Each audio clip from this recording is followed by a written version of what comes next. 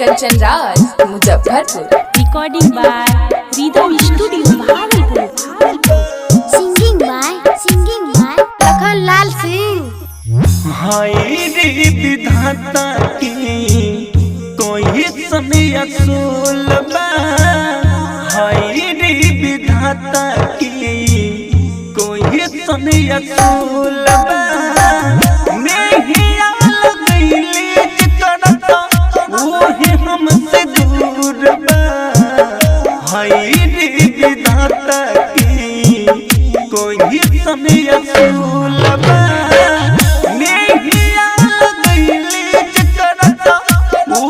हमसे दूर बा। हाय रे विधाता की, हाय रे विधाता की। मेरे जख्मी दिलों को छुआ ना करो, मर जाने दो मुझको किया रहो। मर जाने दो मुझको, जीने की दुआ ना करो कि जीने की दुआ ना करो। हमारा जिंदगी के उहे तो परान बा। रहे ना नजर के समन तो लागत नइखे मान बा।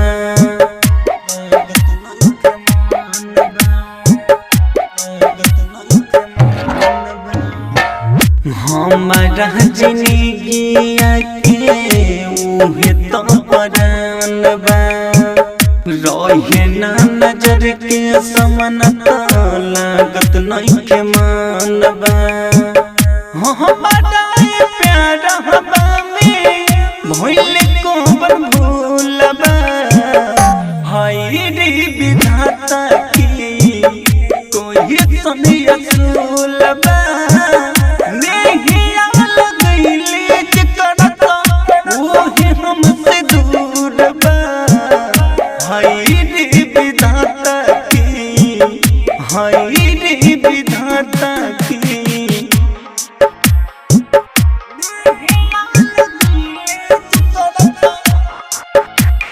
डीजे कंचन राज मुजफ्फरपुर।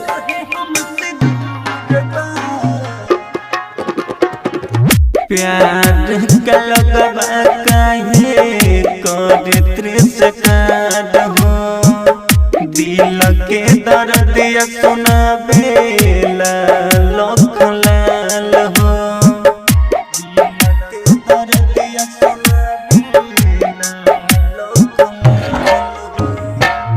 प्यार का लगवा काहे कर त्रिसकार हो। दिल के दर्द सुनावेला लख लाल हो।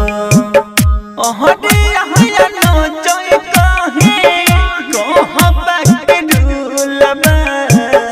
हाय रे विधाता की कोई समय